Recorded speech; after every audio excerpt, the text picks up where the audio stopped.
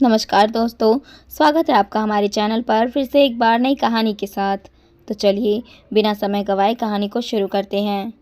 ससुराल वालों के सामने हमेशा झुकती ही आई थी, चुप अपने में ही घुटती रही, लेकिन आज उसके आत्मसम्मान और आत्मबल के लिए जो लोग सामने खड़े थे, उन्हें देखकर वह हैरान थी। अंचला ने फ्लैट लॉक किया और चाबी देने के लिए सीढ़ियों से ऊपर चढ़ गई। पति राजीव से काफ़ी बहस के बाद आपसी सहमति से यह तय हुआ कि फ्लैट वापस किराए पर चढ़ा दिया जाएगा। ऊपर रहने वाले परिवार को चाबी इसीलिए दे रही थी कि ताकि पीछे से कोई किराएदार आए तो उसे फ्लैट दिखाया जा सके। मन बहुत भारी हो रहा था, केवल भारी ही नहीं बल्कि चित्रकार कर रहा था। बचपन से अपने हक के लिए लड़ते लड़ते उसने पहली बार खुद को हारने के लिए राज़ी कर लिया था। 50 साल की उम्र की होने के बाद और सभी पारिवारिक जिम्मेदारियों को यथासंभव निभाने के बाद भी वह पति का इतना विश्वास नहीं जीत पाई थी कि अपने फ्लैट में अपनी मर्जी से कुछ दिन बिता सके। चाबी ऊपर देकर सीढ़ियों से नीचे उतरते हुए एकाएक कर उसके अरमान नीचे गिर रहे थे। आज उन्हें रोकने की कोई कोशिश भी उसकी तरफ से नहीं हो रही थी। उसने कभी कल्पना भी नहीं की थी कि जिस इंसान के लिए अपने वजूद को भी भुला देगी, वह बच्चों के संभल जाने पर अपने परिवार में जाकर मिल जाएगा और उसे ही गलत ठहराएगा। नीचे उतरकर उसने दोनों बैग उठाए और सामने सड़क पर आ गई। ई रिक्शा वाला थोड़ी दूरी पर था। उसे अपने पास बुलाने के लिए हाथ से इशारा किया और मोबाइल चेक करने लगी। किसी फ़ोन या मैसेज के इंतज़ार में सब कुछ चेक कर लिया। हर दिन की तरह आज भी कुछ नहीं था। पति का, बेटियों का या ससुराल वालों का कोई फ़ोन या मैसेज नहीं था। ई रिक्शा में बैठकर इधर उधर दोनों ओर यूं ही देख रही थी, आंसुओं को छिपाने की कोशिश में। जाने कब वापस इस शहर में आना हो भी या ना हो। बस स्टैंड पहुंचकर पता चला कि अभी आधा घंटा लगेगा बस को पहुंचने में। वहीं एक चाय की दुकान पर बैठकर चाय का ऑर्डर दिया और आते जाते यात्रियों को देखने लगी। अंचला किसी ने जोर से पुकारा। पीछे मुड़कर देखा तो कोई नहीं था। सिर को झटका। 28 साल पहले इसी तरह इसी शहर पर राजीव ने आकर आवाज़ लगाई थी। वह उन दोनों की पहली मुलाकात थी। सगाई हो चुकी थी, लेकिन घर में इतनी आज़ादी नहीं थी कि लड़का और लड़की शादी से पहले एक दूसरे को मिल सके। राजीव स्वतंत्र विचारों के थे, इसीलिए उन्होंने घर पर बिना कुछ बताए अंचला को मिलने के लिए बुलाया था। अपनी माँ की पसंद पर उन्हें पूरा भरोसा था, लेकिन फिर भी जीवन भर के बंधन में बंधने से पहले खुद भी जीवन संगनी से एक बार मिलकर बातें करना चाहते थे वे। फोटो से कहीं ज़्यादा ही सुंदर हो तुम। प्यार भरी नज़रों से अंचला को ताकते हुए उन्होंने पहला वाक्य बोला था। फ़ोटो तो ऐसे ही खिंचवाई हुई थी, अचानक से मांगी तो देनी पड़ी। मैंने मामी से कहा था कि नहीं खिंचवा लेती हूँ, पर मेरी कोई सुने तब ना। सीधी सादी अंचला ने फ़ोटो का पूरा विवरण दे दिया था। तुम तो बहुत पढ़ी लिखी हो, नौकरी भी करना चाहती हो। मेरी नौकरी तबादले वाली है, निभा पाओगी? दूसरे प्रश्न के जवाब में अंचला थोड़ी सी घबराई, लेकिन तुरंत जो मन में आया वह जवाब दे दिया। नौकरी तो करना चाहती हूँ, पिताजी ने सबसे ऊपर होकर पढ़ाया है मुझे, लेकिन बाकी की जिम्मेदारियों से ऊपर नौकरी नहीं है। जवाब सुनकर जैसे संतुष्ट हो गए थे राजीव। दोनों ने चाय ख़त्म की। कुछ इधर उधर की बातें हुई। आगे के जीवन के बारे में कुछ भी नहीं पूछा था अंचला ने। उसकी इसी बात पर फिदा हो गए थे राजीव। रात की गाड़ी से अपने शहर वापस चले गए थे। राजीव और अंचला अपने घर आ गई। छोटी बहन ने बहुत शिकायत की, या यूं कहे कि डांट ही लगाई थी उसे। मैडम, पूछना तो चाहिए था कि शादी के बाद कहाँ रखेगा तुझे। उसकी माँ बहुत तेज़ है, बड़े लड़के को ही सब मानती है, सब कुछ अपने ही नियंत्रण में रखती है, सारे निर्णय भी खुद लेती है, इसीलिए तुमसे मिलने आया होगा बेचारा।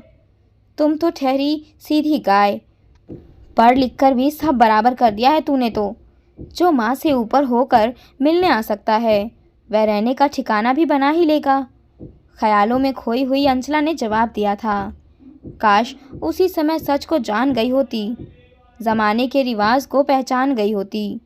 लड़के शादी तो मर्जी से कर लेते हैं, मगर उसके बाद के फैसले माँ बाप के अनुसार ही लेते हैं। 28 साल बाद उसी तारीख को उसी जगह दोनों मिले। अंचला अपने घर से आई और राजीव अपने शहर से। आते ही राजीव ने वह सब कुछ बोल दिया जो उन्हें समझाकर भेजा गया था। अच्छी तरह सोच लो अंचला, भाई भाभी को यूँ तुम्हारा अकेले आकर फ्लैट में रहना अच्छा नहीं लगता है। कुछ दिनों के लिए ही सही इधर आती हो तो उनके साथ ही रहा करो। अंचला तिलमिला उठी थी।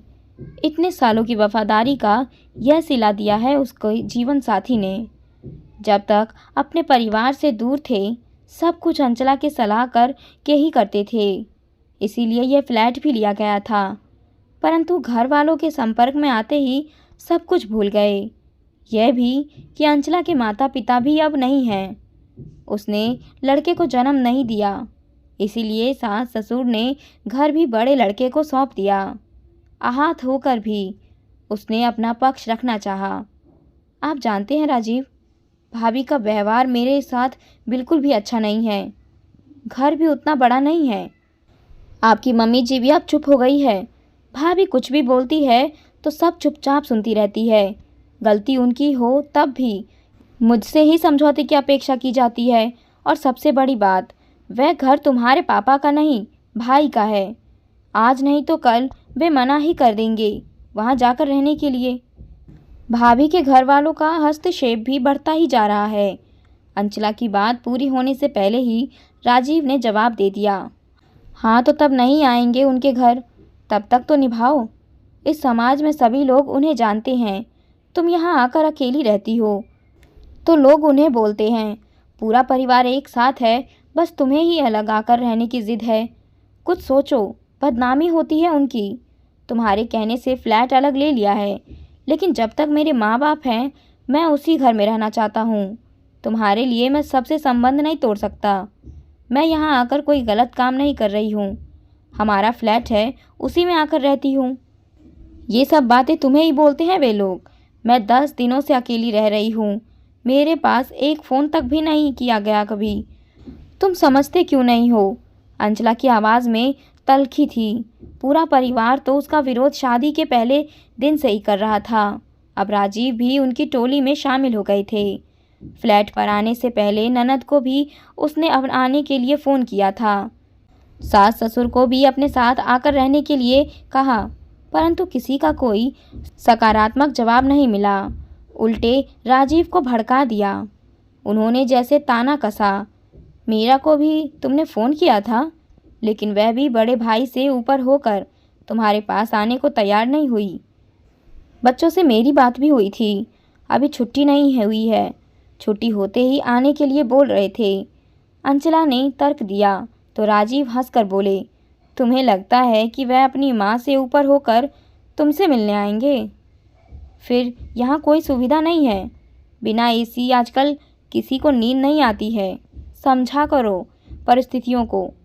अंचला ने फिर से अपना पक्ष रखा। राजीव, जब हम यहाँ आ जाएंगे तभी तो वे लोग आएंगे हमारे पास। यहीं घर होगा, हम भी वही होंगे, तो फिर अभी क्या समस्या है? क्यों बात का बतंगड़ बनाया जा रहा है? राजीव मुंह घुमाकर दूसरी तरफ चले गए। अंचला और बहस नहीं करना चाहती थी। जल्दी जल्दी चाय ख़त्म की और फ्लैट पर वापस लौट आई। रह रह कर अपनी गलती पर पछतावा हो रहा था। क्यों उसने राजीव के पूछने पर मना नहीं किया था इस शहर में फ्लैट खरीदने को? क्यों राजीव की भावनाओं को प्राथमिकता दी? बीते साल किसी फिल्म की तरह आंखों में तैर गए थे। छोटी बेटी के पैदा होते ही घर वालों का व्यवहार और भी कटु हो गया था। अंचला का जैसे अस्तित्व ही भुला दिया गया था। रसोई के मामलों में या फिर मेहमानों के आने जाने में हर जगह जेठानी अपनी बात को ही बड़ा रखने लगी थी। ससुर तो सेवानिवृत्ति के बाद से ही चुप हो गए थे। सास भी अब बुढ़ापे के कारण शारीरिक रूप से अक्षम सी हो गई थी। पहले जिस औरत की कड़क आवाज़ से पूरा घर कांप जाया करता था, आज मुश्किल से ही कोई बात पूरी बोल पाती थी। चुप रहकर जैसे अपनी इज्जत बचा लेती थी। जेठानी अब नई हाकिम बन गई थी। उसके साथ सास और ननद ने जो भी कुछ किया वह पूरा बदला अंचला से लेना चाहती थी। राजीव ने अंचला का साथ दिया और दोनों बेटियों के साथ अंचला को भी अपने साथ ले गए। उनकी नौकरी दूसरे शहर में थी। बेटियां बड़ी हो गई, पढ़ाई में अच्छी थी तो आगे की पढ़ाई के लिए पुणे और बेंगलुरु में चली गई। अंचला अब अकेले हो गई थी। राजीव सेवानिवृत्ति के बाद गृहनगर वापस लौट जाना चाहते थे। यही सोचते हुए भाई के घर से दूर शहर के दूसरे कोने पर एक फ्लैट खरीद लिया था। 2 साल किराए पर देकर रखा। अंचला और राजीव दोनों ही भाई के ही घर पर आते जाते रहे। राजीव की खूब खातिर होती, उसके साथ खूब बातचीत होती, हर बात में उसे विशेष महत्व दिया जाता, उसके सामने उसकी राय का मान दिया जाता। अंचला एक कैदी की तरह अपना समय व्यतीत करती, जेठ और ससुर से पर्दा करती थी, इसीलिए बातचीत में शामिल नहीं हो पाती। बस अंदर कमरे में बैठकर सबकी बातें सुनती रहती। आखिर राजीव से कहकर पिछले साल दिवाली पर अपने फ्लैट में आकर रहने की शुरुआत की। दिवाली के अगले दिन आंखें खुलने से पहले ही फ़ोन बजना शुरू हो गया। पहले सास का, फिर जेठ का और उसके बाद ससुर का। दिया ही तो जलाना था। पूरी रात क्या दिवाली ही मन रही थी जो घर वापस नहीं लौटे। और अब भी कई तरह के सवाल। जैसे तैसे नहाए धोए और सामान उठाकर फिर से वापस लौट आए। उसी अखाड़े में वर्षों तक अकेले अपनी गृहस्थी की गाड़ी खींचकर अंचला ने थोड़े सुकून की इच्छा क्या रखी।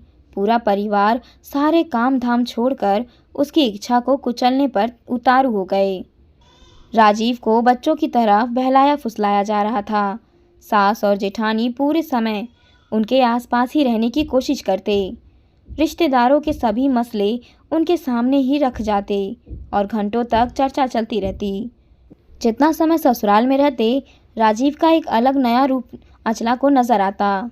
वहाँ रहते हुए आपस में कोई बात करना संभव ना हो पाता था। अंचला कभी कुछ कहने की कोशिश भी करती तो छोटी सी बात बहस में बदल जाती। अंचला से सभी बचकर रहते, जैसे कोई अछूत हो।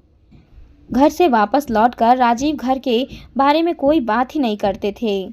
हाँ, अपने घर वालों से उनकी फ़ोन पर रोज़ ही बात होती थी। एक अनचाही चुप्पी सा छा गई। एकदम अकेली पड़ गई थी अंचला। बेटियां भी पापा की ही बातें को बड़ा रखती थी। अंचला को विश्वास ही नहीं होता था कि यह वही घर है जिसे संजोने में उसने अपनी ज़िंदगी के बेहतरीन साल दिए थे। ये वही बेटियां हैं जिनके होने के बाद उसे घर निकाला मिल गया था। और ये वही राजीव है जिसने पहल कर उसे उस तनाव भरे माहौल से बाहर निकाला था। समय अपनी गति से चल रहा था, बस विचारों की गति रुक गई थी। किसी की बुरी नज़र लग गई थी अंचला की गृहस्थी को। काफ़ी जद्दोजहद के बाद आखिर हिम्मत करके अंचला ने अपनी बात राजीव के सामने रखी। राजीव, फ्लैट जब से खरीदा है बंद पड़ा हुआ है। प्रीति और नीति अब कभी कभी आती हैं। मैं सोच रही हूँ कि फ्लैट पर जाकर ही रह लेती हूँ, वहीं अपना बुटीक शुरू कर लूँगी। आप महीने व 2 महीनों में आते रहना, आखिर जाना तो वहीं पर है। कई दिनों तक राजीव ने कोई उत्तर नहीं दिया। फिर एक दिन बताया कि छुट्टी लेकर साथ ही चलेंगे। वहाँ थोड़ी बहुत व्यवस्था हो जाएगी तो वापस आ जाएंगे। पहले माँ का आशीर्वाद लेने की बात हुई तो अंचला ससुराल जाने को तैयार हो गई। एक दिन रुकने के बाद अंचला ने पूछा, राजीव कब चलना है? पूछते ही राजीव तुरंत जाकर रिक्शा बुला लाए और सामान ले जाकर उसमें रखने लगे। चाय नाश्ता कुछ भी नहीं। जेठानी रसोई के दरवाजे पर खड़ी मुस्कुरा रही थी। सास अंचला को चाय नाश्ता बनाने के लिए बोल ही रही थी, परंतु जेठानी रसोई के दरवाजे के बीच में दोनों ओर चौखट पर हाथ रख कर खड़ी थी। चलो बैठो रिक्शा में, देर हो रही है। राजीव की आवाज़ में गुस्सा था। बस में बैठकर राजीव थोड़ा सामान्य हुए, लेकिन तब तक अंचला के मन मस्तिष्क पर तनाव हावी हो चुका था। फ्लैट पर पहुंचकर भी जाने क्या क्या बड़बड़ाती रही। जो सोचा था उसका उल्टा ही हुआ। इतने वर्षों तक राजीव के साथ मिलकर अपना घर बसाने का जो सपना देखा था वह टूटकर बिखर चुका था। फ्लैट की सफाई हुई, सामान भी खरीदा गया, खाना भी बना और खाया भी, लेकिन वह बात नहीं थी। अपने घर का अपनापन नहीं था, घर को सजाने की योजनाएं नहीं थी, बस एक दिनचर्या पूरी हो रही थी। एक दिन रुककर राजीव वापस लौट गए। अंचला का आरक्षण 15 दिन बाद का था। खाली फ्लैट, ना सामान था ना टीवी, बस मोबाइल ही था उसके पास, उसके अकेलेपन का साथी। राजीव का एक बार फ़ोन आया, लेकिन बात करने का वही तरीका। अंचला ने फिर राजीव को फ़ोन नहीं किया। इतने सालों में पहली बार हिम्मत जुटाई थी इस कदम को उठाने की, जो ठीक से बात न करे उसे महत्व न देने की। ननद का एक दिन फ़ोन आया, लेकिन उसे भी समय नहीं था कि कुछ दिन आकर रुकने का।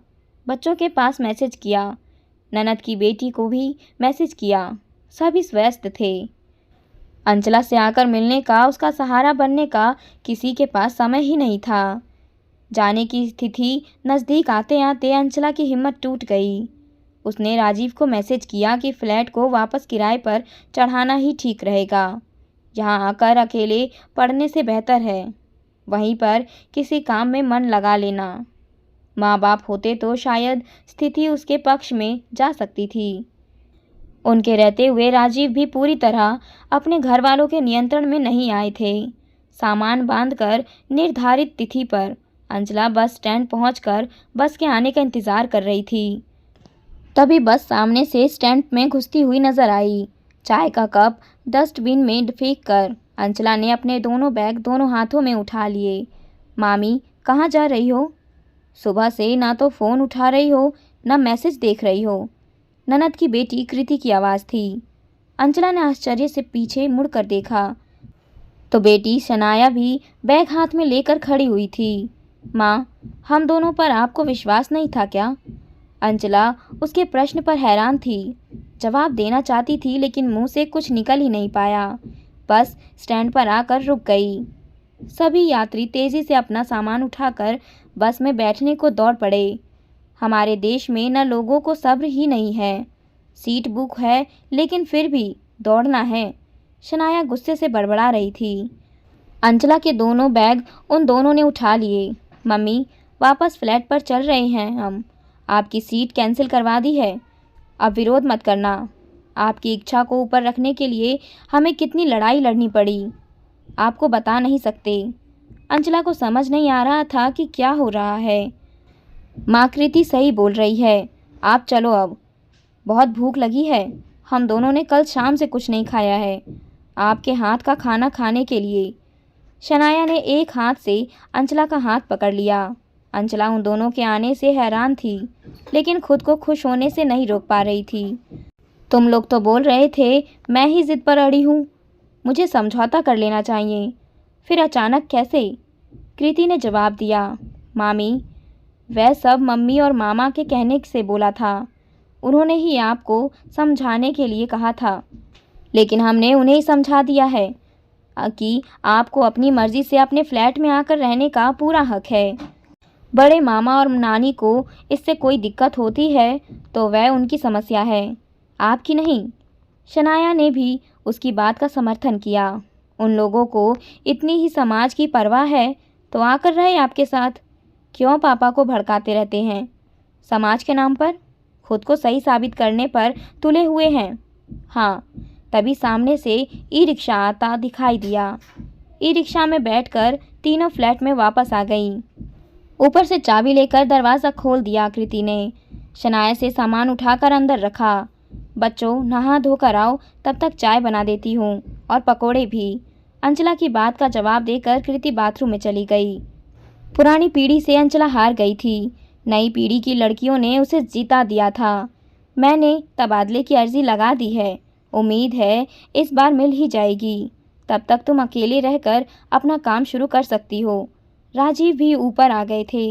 अंचला ने दोनों बच्चियों को गले से लगा लिया, जो वह नहीं कर पाई उन दोनों ने मिलकर कर दिखाया था। आखिर आपको बात समझ में आ ही गई, अंचला ने शिकायत करते हुए कहा।